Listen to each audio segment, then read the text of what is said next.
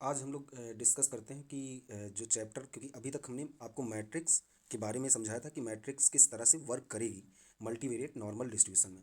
क्योंकि मैट्रिक्स और वेक्टर का बहुत ज़्यादा उसमें रोल है। तो अगर जो आपने सपोज़ ये वीडियो आप फर्स्ट देख रहे हो, तो मेरा मानना है कि आप पहले जाकर के मैट्रिक्स का जो 7 या 8 लेक्चर हैं उनको आप अच्छे से देख लो। क्योंकि उसमें बहुत सारे कॉन्सेप्ट हैं जो मैं यहाँ पर आपको बहुत ज़्यादा एक्सप्लेन नहीं करूँगा, बट हाँ मैं यूज़ करूँगा तो उसको साइड में लिखूँगा ज़रूर। तो या तो आप इस चीज़ को श्योर करो कि हाँ आपको सारी चीज़ें आती हैं, तब तो ठीक है। अदरवाइज़ आप उसको पहले देखो, देन इसके बाद में ये हमारा फर्स्ट चैप्टर। जो फर्स्ट चैप्टर मैंने आपको, जब आपने मेरा सिलेबस वाला वीडियो अगर फर्स्ट देखा होगा तो उसमें मैंने बताया था कि फर्स्ट चैप्टर हमारा इंट्रोडक्शन रहेगा। तो इंट्रोडक्शन में मैं आपको बताऊंगा कि मल्टीवेरिएट जो है, आपने पढ़ा होगा यूनिवेरिएट, फिर बाई वेरिएट, ट्राई वेरिएट भी पढ़ा होगा। देन इसके बाद मल्टीवेरिएट का स्ट्रक्चर कैसा होता है, तो उसको हम आपको समझाएंगे कि रैंडम सैम्पलिंग जो है। और जो सेकंड हमारा रहेगा वो मल्टीवेरिएट नॉर्मल डिस्ट्रीब्यूशन। तो ये दोनों मैंने एक साथ में क्लब कर दिया है, जैसे कि जब मैं अपलोड करूँगा तो अलग अलग करूँगा, बट चूँकि बात ये है कि ये जो चैप्टर है हमारा जो फर्स्ट, यहाँ से पूरा जो मल्टीवेरिएट नॉर्मल, मतलब मल्टीवेरिएट एनालिसिस जो भी उसमें, जैसे आप मल्टीवेरिएट नॉर्मल डिस्ट्रीब्यूशन, विसार्ट, हार्टलिंग, या आप कोई भी चैप्टर अगर आप पढ़ेंगे आगे, तो उसका बहुत ज़्यादा यूज होगा फर्स्ट चैप्टर का। और यहाँ से एक क्वेश्चन आईएसएस ने पूछा है, तो मैं आपको वो भी अभी बता रहा हूँ कि पीवाईक्यू मैंने बताया भी आपको, पीवाईक्यू में बताऊंगा 2016 से 2025 तक। और ये हमारा रहेगा गेट के लिए, गेट का पेपर भी है 2026 में, वो भी 7 या 8 फरवरी को लगा हुआ है, तो आप लोग देख लीजिएगा। और इसमें देन इसके बाद में जो मेरा ये मतलब सिलेबस चल रहा है, ये आईएसएस के लिए पूरी तरह से मतलब बनाया गया है। बट उसमें मैंने फर्स्ट लेक्चर में बताया था कि मल्टीवेरिएट नॉर्मल डिस्ट्रीब्यूशन या मल्टीवेरिएट पूरा जो एक टॉपिक है, तो उसको किस हिसाब से पढ़ना है, क्योंकि उसमें आईएसएस में कुछ अदर चैप्टर आ रहे हैं, और गेट में कुछ अलग पूछा जा रहा है, और आरबीआई में कुछ अलग पूछा जा रहा है। वो मैंने फर्स्ट लेक्चर में आपको बता दिया है, तो आप उसको जाकर के देख लेना, या मैं उसको डिस्क्रिप्शन बॉक्स में आपको दे दूंगा। तो देन इसके बाद में आरबीआई, आरबीआई भी यहाँ से क्वेश्चन को पूछता है, और आप देखोगे कि आपको 5 सेक्शन करने होते हैं। तो उसमें से एक सेक्शन आपको, मतलब एक पार्ट आपको मल्टीवेरिएट एनालिसिस आप उससे करते हैं। तो यहाँ पर अभी हम देखते हैं, आपको आईएसएस के लिए बताते हैं। देन उससे पहले मैं आपको, क्योंकि गेट का पेपर अभी जस्ट लगा हुआ है, तो मैं गेट के बारे में थोड़ा सा बता देता हूँ। इसका मैं सिलेबस आपको दिखाता हूँ, जिससे कि आपको क्लियर हो पाए कि क्यों मैं बोल रहा हूँ कि वो जो फर्स्ट मैट्रिक्स एंड वेक्टर के नाम से आप देखोगे कि आपको 1 से 8 जो हमारे हैं लेक्चर, वो आपको देखने चाहिए। वो इसलिए भी देखने चाहिए, और ये पूरे अपलोड हो गए हैं, मतलब आप जब आईएसएस एग्ज़ाम अगर आपको नहीं पता है तो आप सर्च करिएगा, तो आपको मिल जाएगा। वहाँ पर आप डालिएगा कि आईएसएस एग्ज़ाम आप डालेंगे तो आपको मतलब मेरा चैनल मिल जाएगा। अगर नहीं मिलता है तो आप उसमें मल्टीवेरिएट आईएसएस एग्ज़ाम अगर डाल देते हैं, या मल्टीवेरिएट प्लेलिस्ट डालेंगे, तब भी आपको मेरा चैनल मिलेगा।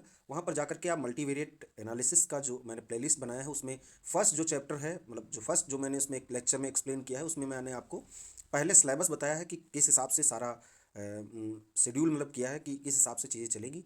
और देन उसी में मैंने आपको मैट्रिक्स के बारे में एक्सप्लेन किया है। देन उसके बाद में 8 लेक्चर, ये आपके लिए बहुत ज़रूरी है। रीज़न क्या है वो मैं भी आपको दिखा रहा हूँ कि गेट में यहाँ से क्वेश्चन डायरेक्ट पूछे जाते हैं, तो वो अगर आपने पढ़े होंगे तभी आपसे हो पाएंगे। तो इससे दो चीज़ें आपकी हो जाएंगी गेट में। एक तो मल्टीवेरिएट पूछा जाता है, तो मल्टीवेरिएट आपको भी मैं पढ़ाने वाला हूँ। और मैट्रिक्स का भी एक चैप्टर होता है, वो ज़रा आप देखो किस हिसाब से मैं क्या बता रहा हूँ आपको।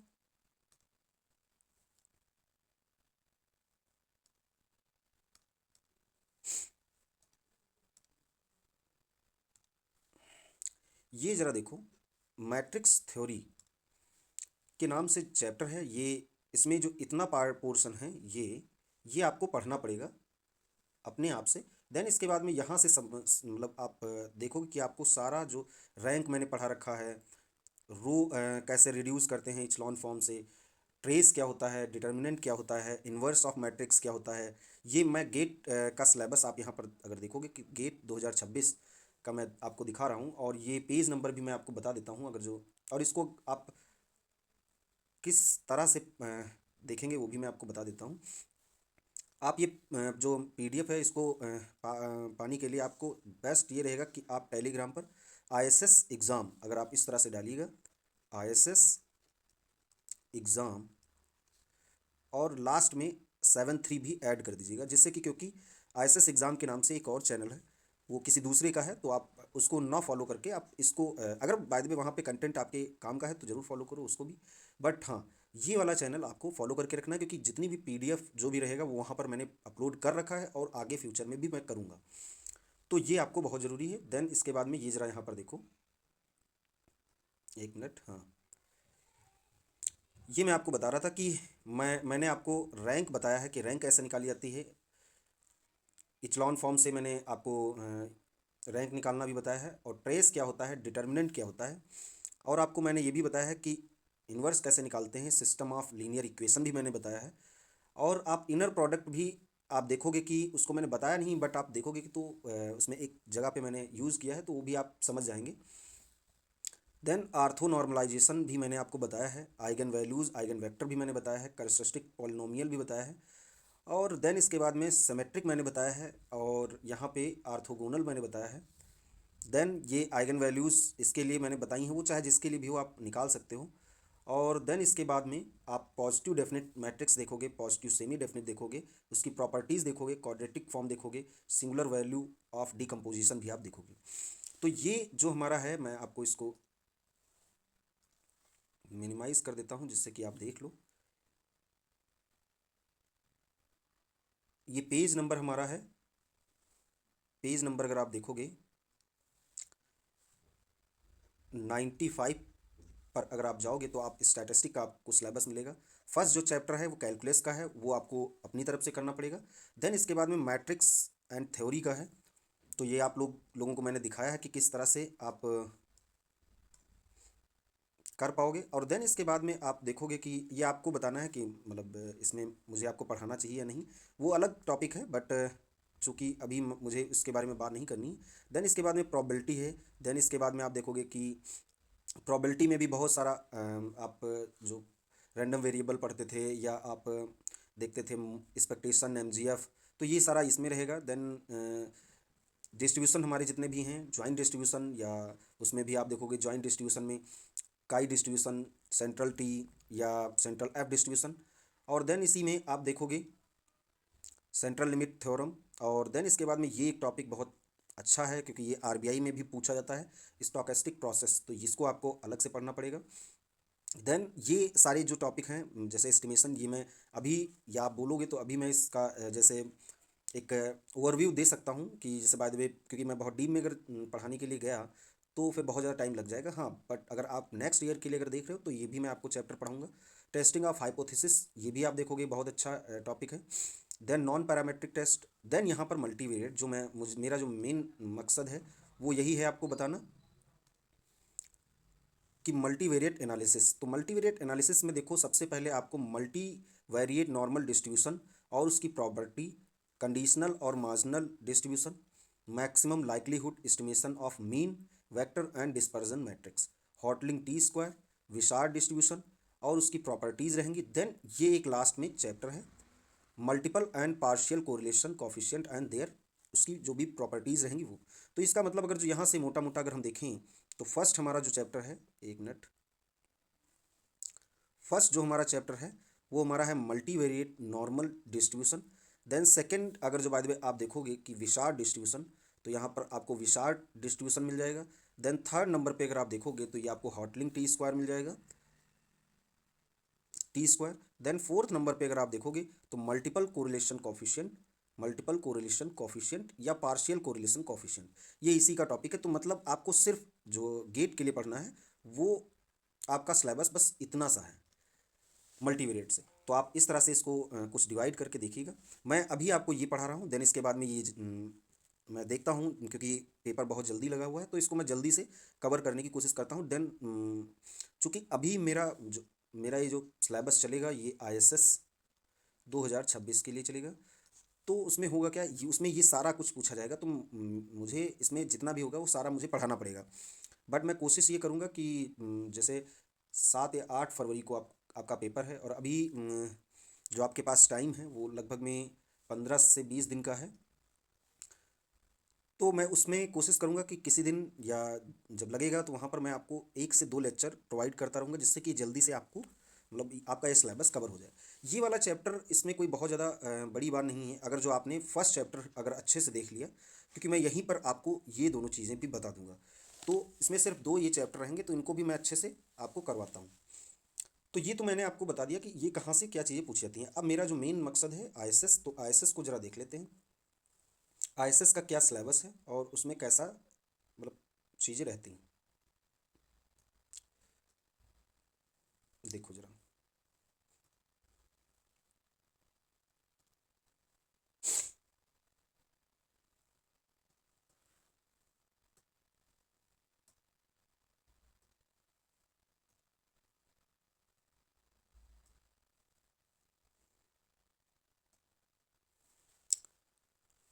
फर्स्ट जो हमारा है,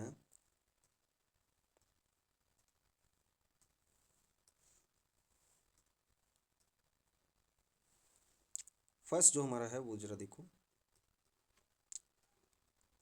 2025 में क्वेश्चन कहाँ कहाँ से पूछा गया वो ज़रा देखो। नाइन्थ का ए, बी और सी जो है वो हमारा पूछा गया है। और इसमें ही जो मैंने अभी आपको दिखाया था कि ये दो चैप्टर की मैं बात करूँगा, उसमें से मैं चैप्टर टू की ही बात कर लेता हूँ, क्योंकि चैप्टर टू बहुत ज़्यादा इंपॉर्टेंट है।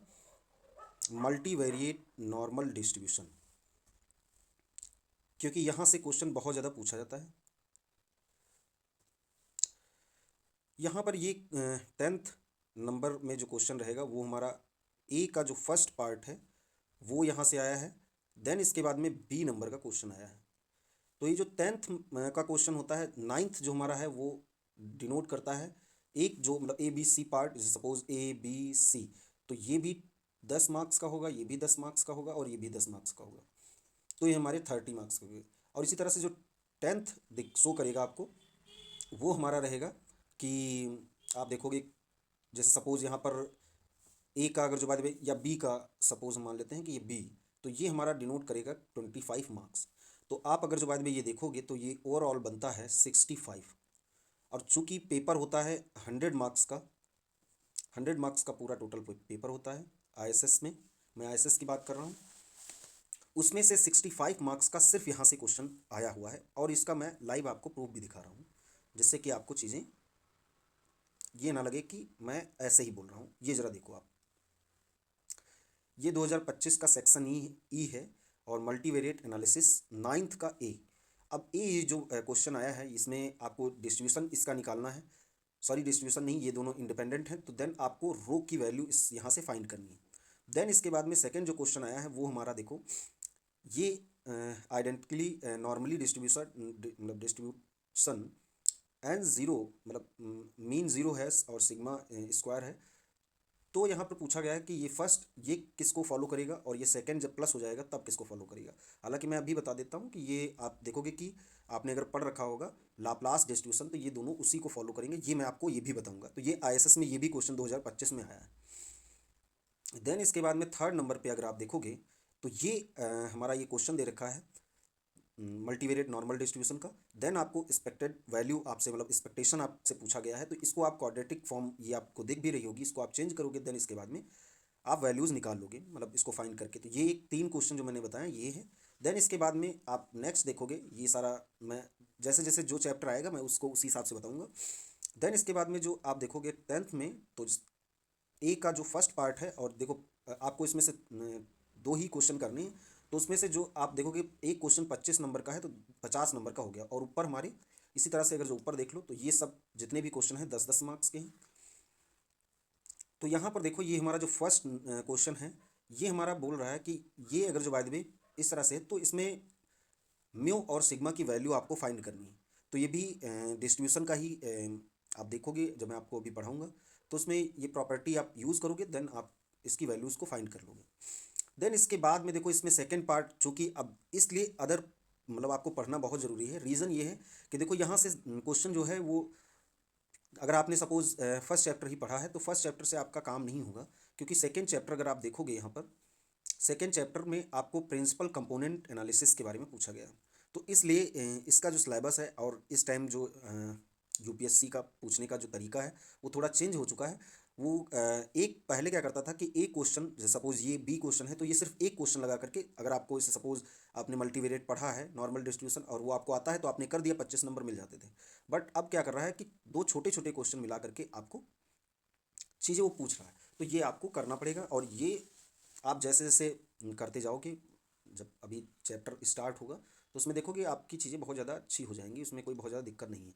देन देखो बी जो नंबर है हमारा, तो यहाँ से देखो हमारा क्वेश्चन ये आया हुआ है कंडीशनल डिस्ट्रीब्यूशन, जो कि ये गेट में भी मैंने आपको दिखाया था कि कंडीशनल डिस्ट्रीब्यूशन पे, जैसे सपोज यहाँ पर ये जरा देखो, ये जरा देखो कंडीशनल डिस्ट्रीब्यूशन या मार्जिनल डिस्ट्रीब्यूशन।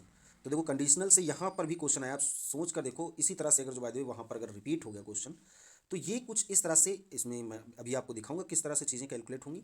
बहुत आसान क्वेश्चन होते हैं। तो आप अगर जो बाय द वे इसका वेटेज अगर आप देखो, तो 2025 में 100 मार्क्स का जो पेपर होता है वो 65, जो मैं आपको 11 चैप्टर पढ़ाने वाला हूँ उसमें से सिर्फ जो फर्स्ट चैप्टर है वही 65 मार्क्स का है।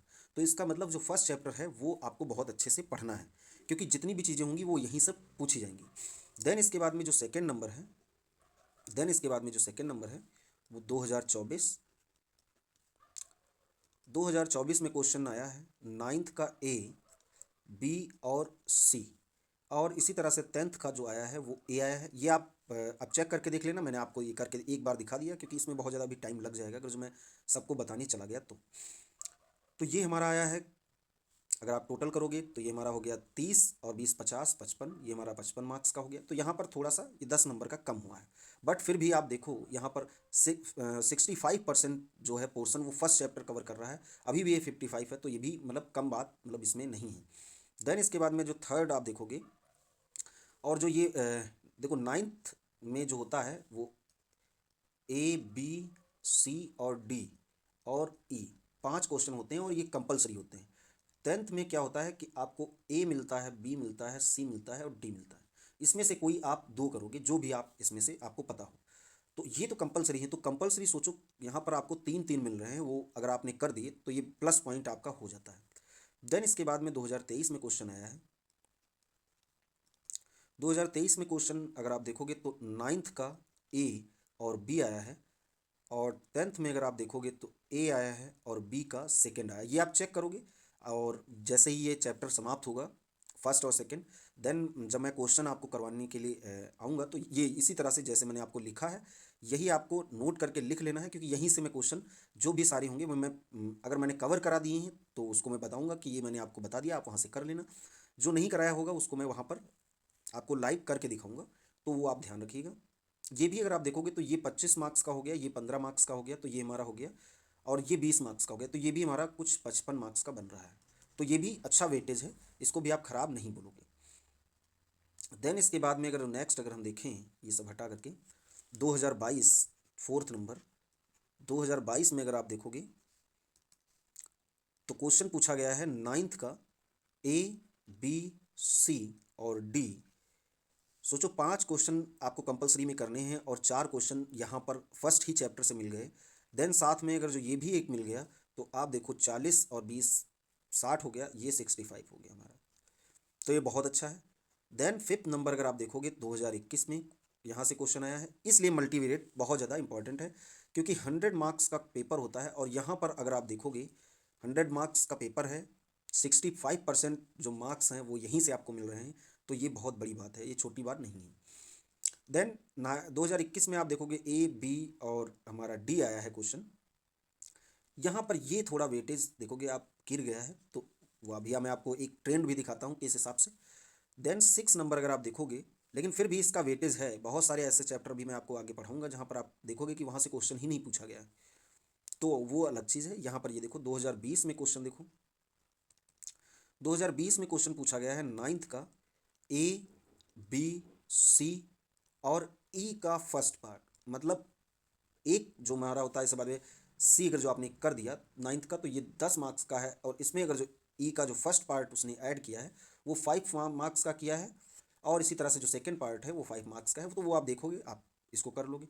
तो ये यहाँ पर और एक क्वेश्चन पूछा गया है इसमें ए। तो इसका मतलब आप अगर जो बाद में एक ट्रेंड अगर आप देख रहे होगे तो एक जो टेंथ में आपको 2 क्वेश्चन करने हैं, तो ABCD, इसमें से एक क्वेश्चन, और करने आपको दो ही हैं, तो एक क्वेश्चन आपको फर्स्ट चैप्टर से मिल ही जा रहा है। तो इसका मतलब ये तो आपके लिए फर्स्ट चैप्टर बहुत ज़्यादा इंपॉर्टेंट है। तो ये अगर आप कर लेते हो तो इसके बाद में कोई सेकंड सपोज जिसमें थोड़ा बहुत आता है फिर भी आप लिख करके आगे, तो आपकी चीज़ें अच्छी हो जाएंगी। तो यहाँ पर अगर आप देखोगे तो 10, 20, 30 और ये 35 हो गया। देन यहाँ पर ये 25, तो ये हमारा 60 मार्क्स का हो गया। ये आप चेक करोगे, और ये जो चीज़ मैं बता रहा हूँ ये ऐसा नहीं है कि इसको मान लीजिएगा, इसको आपको देखना है। आप PYQ उठा करके देखिए। अगर आपको आपके पास सपोज एक साथ में नहीं है, क्योंकि मैंने जो PDF ISS एग्ज़ाम 7-3 ये अगर आप लगा करके इंस्टा उसको टेलीग्राम पर अगर आप देखोगे तो वहाँ पर मैंने अपलोड कर दिया है 2016 से, वो भी मैंने अच्छे से क्लब करके, ये नहीं कि सिस्टमेटिक वे से नहीं, आप पूरा वहाँ पर जाओगे, एक साथ में एक PDF है वो आप निकालोगे। क्योंकि आप यही चीज़ चाहो तो आप UPSC की वेबसाइट या किसी अदर वेबसाइट से भी डाउनलोड कर सकते हो, बट वो अलग अलग मिलेगा। मैं यहाँ पर आपको क्लब करके दे दिया जिससे कि आपको आसानी हो जाए। और जब भी मैं कोई क्वेश्चन, अब सिंपल सी बात है, मैं क्यों बोल रहा हूँ कि ये आप यहाँ से डाउनलोड कर लो, उसका रीज़न ये है कि आप देखते हो कि सेट, इसके बाद में जो ISS का जो पेपर होता है वो सेट के हिसाब से होता है, ABCD। अब सपोज आप मैंने ये समझाया है इसके मतलब अकॉर्डिंग, क्योंकि यहाँ पर जो भी चीज़ें कोई सेट A होगा, कोई B होगा, कोई C होगा, उसके हिसाब से मैंने ये पूरा आपको कॉन्सेप्ट बताया है। बट अभी अगर जो बाय द वे आप सपोज किसी अदर वेबसाइट से अगर जो, या UPSC की वेबसाइट से अगर आप डाउनलोड करते हो, मे बी वहाँ पर ये B नंबर आपको मिल जाए। हालांकि इसका कोई इसमें मुझे लगता है कि इसका सेट नहीं होता है, थर्ड और फोर्थ का, हाँ इसका नहीं होता है। तब कोई बात नहीं, तब आप कहीं से भी आप डाउनलोड कर सकते हैं, बट हाँ अगर आप चाहें तो यहाँ से भी कर सकते हैं। देन इसके बाद में जो हमारा 7th नंबर है वो जरा देख लो। वो 2019 में क्वेश्चन आया है 9th का A, B और C, और जो हमारा है 10th का A और D का जो है वो फर्स्ट पार्ट आया है। तो ये भी अगर जो आप चेक करोगे तो ये 65 मार्क्स का हो जाएगा। और हाँ इसमें बहुत जगह आपको ऐसा लगेगा कि ये तो विसार डिस्ट्रीब्यूशन का क्वेश्चन होना चाहिए, तो हाँ ऐसा कुछ नहीं है, क्योंकि विसार डिस्ट्रीब्यूशन और multivariate distribution, multivariate normal distribution और विसार डिस्ट्रीब्यूशन में एक बहुत पतली सी एक लाइन है। लाइन मतलब ये मैं बता रहा हूँ कि उसमें बहुत छोटा सा एक डिफरेंस है, क्योंकि आप जब मीन का जब डिस्ट्रीब्यूशन आप देखोगे, और जब आप S² मतलब S जो हमारा होगा n-1, इसको हम A लिख लेते हैं, ये हमारा विसार्ड को फॉलो करता है। तो वो आप ऐसा आप चाहो तो उसको अलग अलग भी कर लेना, अगर जो बात आपको लगे कि ये विसार्ड का है। बट वो अगर आपको मैं चूंकि मैं कराऊंगा तो आप देखोगे कि वो मल्टीवेरिएट नॉर्मल डिस्ट्रीब्यूशन का ही क्वेश्चन है। और ये S हमारा यहाँ पर जो डिनोट करता है वो हमारा है सैंपल कोवेरियंस मैट्रिक्स। तो वो जब आएगा वो वहाँ पर मैं तब बताऊँगा। तो यहाँ पर भी अगर आप देखोगे 65 देन 30, ये सिर्फ एक ऐसा फेज़ है जहाँ पर कम मार्क्स का क्वेश्चन आया है। देन 60 देन 65 मार्क्स, तो इसका मतलब वेटेज बहुत ज़्यादा है फर्स्ट चैप्टर का। मैं बार बार बता रहा हूँ तो ये आपको ध्यान रखना। बट यही चीज़ रिवर्स हो जाती है ISS की, RBI या गेट में तो ऐसा नहीं होता है, गेट में तो क्वेश्चन यहीं से आता है। बट RBI में यहीं पे चीज़ उलट जाती है, क्योंकि वहाँ पर फैक्टर एनालिसिस, कैनोनिकल कोरिलेशन, या आप पढ़ोगे डिस्क्रिमिनेंट एनालिसिस, या आप पढ़ोगे प्रिंसिपल कंपोनेंट, वहाँ से क्वेश्चन बहुत ज़्यादा आता है। तो सिंपल सी बात है, आप जिस चीज़ की तैयारी कर रहे हो आपको उस हिसाब से पढ़ना है। अगर सपोज आप RBI ISS दोनों कर रहे हो तो आपको फिर तो पूरा जितना सिलेबस है वही पूरा फॉलो करके रखना है, जिससे कि आपकी चीज़ें बहुत ज़्यादा कठिन ना हो। अच्छा, देन इसके बाद में इसको हम हटा देते हैं। देन इसके बाद में देखो, देन हमारा है 2018। तो 2018 में 9th का A, B और D, ये यहाँ पर फिर से 30 मार्क्स का मिला है। मतलब 2021 में 30 मार्क्स का था और 2018 में 30 मार्क्स का है। और 2017 में अगर आप देखोगे तो ये हमारा है 9th का A, C, और ये हमारा है 10th का A का फर्स्ट पार्ट और C। तो ये हमारा कुछ हो जाता है 20, 10, 20, 20, 40, 45 हो गया। ये हमारा कुछ मिलाओगे तो ये हमारा 55 मार्क्स का हो जाएगा। और 2016 में क्वेश्चन यहाँ से नहीं पूछा गया, तो ये 2016, अब कोई ये मान के बैठ जाए कि ये तो यहाँ से आया नहीं, ये बहुत पुराना ट्रेंड है, तो उसको आपको नहीं फॉलो करना है। बस आपको, क्योंकि आपको करंट से जुड़ना है, 2025 से जुड़ना है। पहले क्वेश्चन थ्योरेटिकल ज़्यादा आते थे, अब मैथमेटिकल मतलब न्यूमेरिकल बेस होते हैं, क्योंकि सिंपल सी बात है बहुत ज़्यादा टाइम वहाँ पर नहीं होता है। आप ISS में जब पेपर फोर्थ जब आप दे रहे होगे पेपर, तो वहाँ पर दो आपको पेपर सेलेक्ट करने पड़ेंगे। जो मेरी एडवाइस है वो वाइटल और मल्टीवेरिएट को है लेकर के, तो वाइटल ऐसा है, थ्योरेटिकल पूरा थ्योरी है, ये थोड़ा मैथमेटिकल पोर्शन है। तो थोड़ा आपको अगर मैथ से अगर खेलने में अगर अच्छा लगता है, मतलब मैथ में अगर आपका इंटरेस्ट अच्छा है, तो आपको बहुत ज़्यादा मज़ा आएगा इसमें। बस हाँ, ये है कि जब आप पूरा पढ़ लोगे तो आप देखोगे कि आपकी चीज़ें सब पूरी ब्लैंक हो जाएंगी। तो आपको मल्टीपल टाइम चीज़ें देखनी है और करनी भी हैं। अच्छा, अब इसके बाद में हम लोग देखते हैं नेक्स्ट।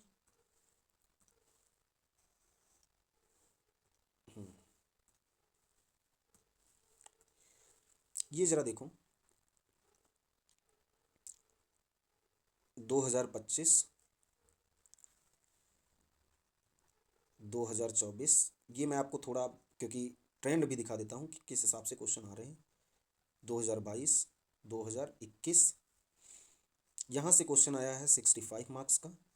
ये 100 में मैं आपको बता रहा हूँ, तो आप ये देखो कि 100 में इसका वेटेज क्या है, फर्स्ट चैप्टर और सेकंड चैप्टर। फर्स्ट चैप्टर से बस एक क्वेश्चन आया है, वो मैं आपको दिखाऊंगा।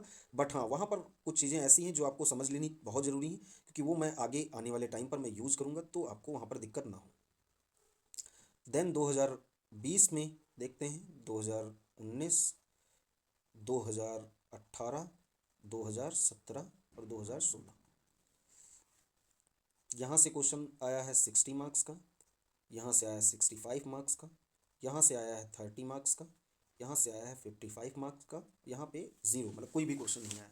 हमेशा कभी भी कोई भी एग्ज़ाम हो, ये मैटर नहीं करता है कि आईएएस का ही एग्ज़ाम हो, कोई भी एग्ज़ाम हो, आपको हमेशा ट्रेंड यहाँ से नहीं, ये नहीं कि आपको यहाँ से आप क्वेश्चन को लगाने लगे। हमेशा ट्रेंड आप पकड़िएगा, ऊपर से नीचे की ओर चलिएगा, जिससे कि आप, क्योंकि आप अगर जो वादे पूरे पीवाईक्यू अगर आप सपोज आप कर भी लेते हो, तब भी आपको बहुत अच्छा एक जो ट्रेंड मिलेगा। देखो यहाँ पर ये जो ट्रेंड देखो, इसका मतलब ये शो कर रहा है कि क्वेश्चन यहाँ से अब फर्स्ट चैप्टर से ही और सेकंड चैप्टर से ही आएंगे।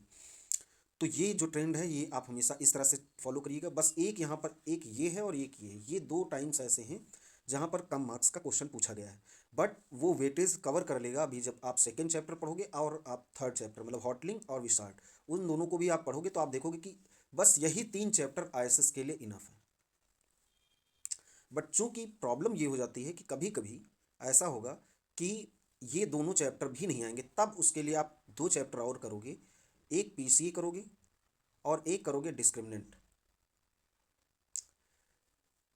तो यहाँ से क्वेश्चन जरूर, एक क्वेश्चन जरूर आता है। तो ये आप ऐसे समझ लो कि ये आप कर लो, ये दोनों कर लो, तो आपका काम पूरा हो जाएगा और आपको कहीं पर भी कोई भी प्रॉब्लम नहीं होगी। कंपलसरी भी हो जाएगा, कंपलसरी, हाँ कंपलसरी के लिए आपको एक और करना पड़ेगा चैप्टर, तो वो आपको देखना है। क्योंकि देखो, अगर आप इस उम्मीद में जा रहे हो कि 100 मार्क्स का जो पेपर होता है उसमें मुझे 100 मार्क्स का क्वेश्चन करना है, तो सिंपल सी बात है, जितने भी मैंने चैप्टर बताए हैं वहाँ से आपको करना पड़ेगा। मैं आपको दिखाता भी रहूँगा कि हाँ यहाँ से देखो पूछा गया, यहाँ से पूछा गया।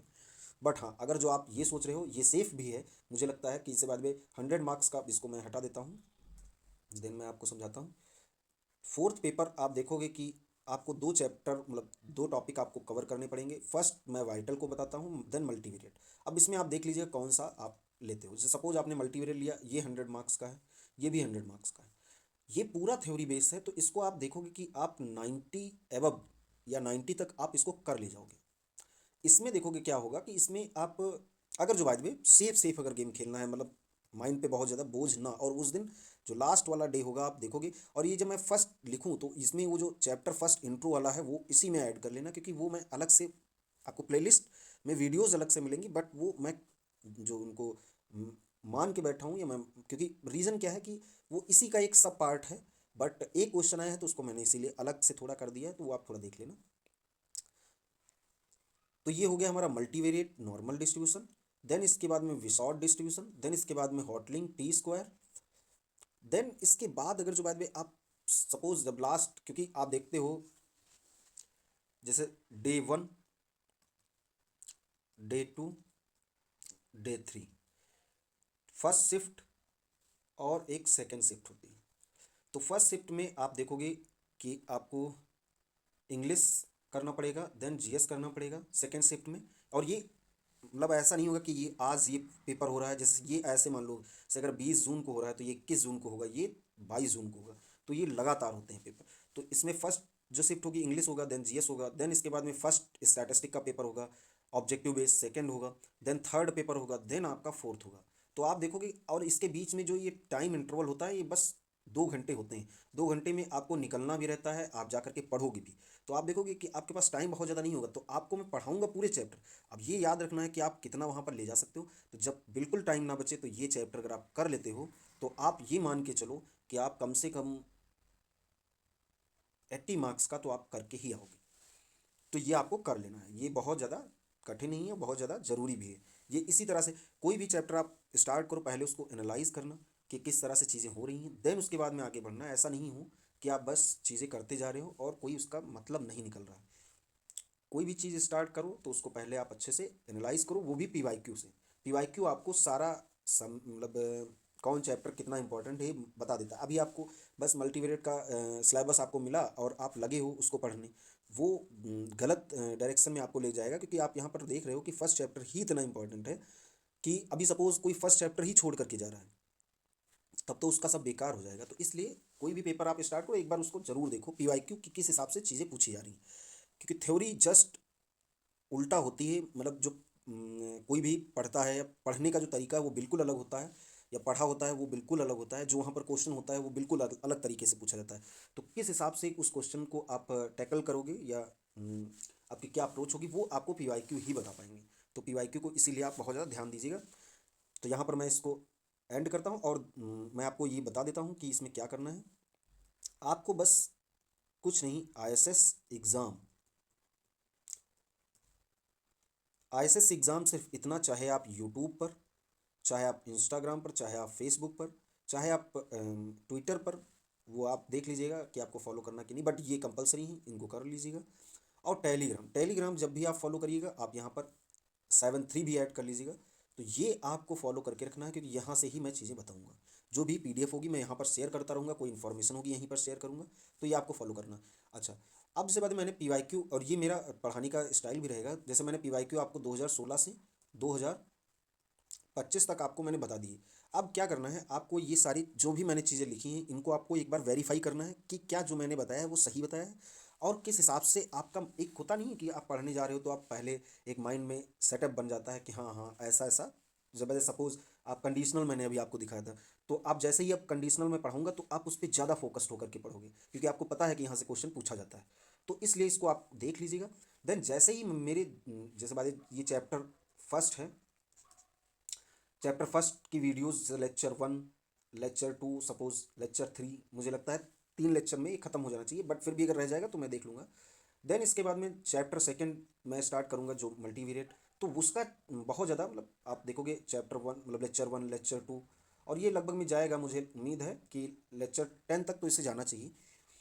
अब सपोज से बाद में लेक्चर हमारा 7 मैंने कराया और वहाँ पर मेरी थ्योरी पूरी कंप्लीट हो गई, तो देन जो हमारा लेक्चर 8 रहेगा, उसमें मैं देखता हूँ तो मैं लगा भी दूंगा पीवाईक्यू, तो आप समझ भी जाओगे कि यहाँ से पीवाईक्यू स्टार्ट हो गई है। या मैं उसका थंबनेल थोड़ा चेंज कर दूंगा, जिससे उससे भी आप समझ सकते हो कि एग्जाम्पल स्टार्ट हो रहे हैं, या उससे रिलेटेड कुछ आईएसएस में जो पूछा गया है वो मैं एक्सप्लेन करने वाला हूँ। तो वो आपको यहाँ से देख लेना है। तो ये जो मैंने पीवाईक्यू आज जो मैंने आपको पढ़ाए हैं, ये आप देखो कि लेक्चर 8 में मैं इनको फिर से और विद उसका सोल्यूशन के साथ में मैं आपको चीज़ें पढ़ाऊँगा। तो ये आपको अच्छे से लिख करके रखना है, जब मैं लेक्चर 8 जब आप पढ़ो जब भी, तो आपको बस बहुत ज़्यादा टाइम ना लगे और आप डायरेक्ट सारी चीज़ें कर पाओ। ठीक है। और हाँ, अगर जो बाद में आपको वीडियोज़ अच्छी लग रही हैं तो आप अपने दोस्तों तक भी शेयर कर सकते हो, क्योंकि स्टैटिस्टिक के बहुत ज़्यादा स्टूडेंट नहीं है, ये आपको भी पता है। तो मैं उम्मीद करता हूँ कि आप कम से कम अगर मुझसे पढ़ रहे हो तो मेरा भी थोड़ा भला होना चाहिए। आप इसको भेजोगे तो जैसे ही, हाँ थोड़ा ये देख लो, मैं लाइव पढ़ाना मतलब चाहता हूँ। उसका रीज़न क्या है? रीज़न ये है क्योंकि एडिटिंग करने में बहुत ज़्यादा टाइम चला जाता है। जो ये मैं वीडियो आपको प्रोवाइड कर रहा हूँ, इसमें एडिट करो, देन उसके बाद में चीज़ें पोस्ट करो, ये बहुत ज़्यादा टाइम टेकिंग है। मैं चाह रहा हूँ कि डायरेक्ट मैं आपको लाइव पढ़ाऊँ, और लाइव पढ़ाने के लिए होता क्या है कि आप अगर जो बाद में आपके 50 सब्सक्राइबर के एबव होते हैं, तब आप वर्टिकल जो जिस अ, जैसे आप रील देखते हो उस हिसाब से आपको स्क्रीन दिखेगी। तो ये बस मैं यही कर सकता हूँ, बट इस मुझे जब हॉरिजेंटल मतलब जो जैसे आप लेक्चर देखते हो, ऐसे करने के लिए मुझे मतलब सब्सक्राइबर अच्छे खासे होने चाहिए, तभी मैं कर सकता हूँ। तो ये आप देख लीजिएगा कि आप इसको फॉलो करवाइए लोगों से, जिससे कि बहुत सारे लोग जब जुड़ेंगे तो मेरा भी थोड़ा फ़ायदा होगा। और मैं आपको लाइव जब मैं पढ़ाऊँगा तो उसमें होगा क्या कि आपकी के कोई भी डाउट होंगे वो तुरंत के तुरंत सॉल्व होते भी रहेंगे। तो मुझे भी अच्छा लगेगा कि हाँ, कोई मेरे मुझसे पढ़ रहा है। ऐसे पता नहीं चलता है कि कौन पढ़ रहा है या सिर्फ़ ऐसे ही कोई किसी ने क्लिक कर दिया है। ठीक है? ओके। तो आज के लिए हम इतना ही रखते हैं। और हाँ, एक चीज़ मैं आपको थोड़ा-सा बता देता हूँ। अब आप लोगों को एक बस फीडबैक के लिए आपसे मैं बोल रहा हूँ कि आपको बस ये बताना है कि ये जो क्लास मैंने आपको पढ़ाई है या आपने जो पढ़ी है, वो आपको कैसी लगी? इसमें मतलब मुझे क्या नेक्स्ट टॉपिक लानी चाहिए? ये आप बता सकते हो। और अगर जो आपको ये मेरी वीडियो अगर हेल्पफुल लगी हो, तो आप अपने दोस्तों या जो भी पढ़ाई कर रहा हो, उसको आप अगर चाहें तो इसको शेयर कर दीजिए, जिससे कि मेरा भी चैनल थोड़ा ग्रो करेगा और मेरे लिए भी एक मोटिवेशन का काम करेगा। और अगर जो बाद में आपको कोई प्रॉब्लम होती है, तो आपको मैंने बोल रखा है कि टेलीग्राम पर जाकर के आप उस चीज़ की जो भी आपको प्रॉब्लम है, उस चीज़ का अगर आप फ़ोटो लो और वहाँ पे अपलोड कर दो, तो आपको और जो भी प्रॉब्लम हो वहाँ पे मेंशन कर देना। तो अगर जो बाद में मैं उसको जब देखूँगा, तो उसको मैं नेक्स्ट लेक्चर में या नेक्स्ट क्लास में मैं आपके लिए अगर जो वो ज़रूरी है, तो मैं उस लेक्चर में शामिल कर लूँगा। अगर जो बाद में ज़रूरी नहीं है, तो मैं आपको पर्सनली वहाँ पे उसका सॉल्यूशन भेज दूँगा।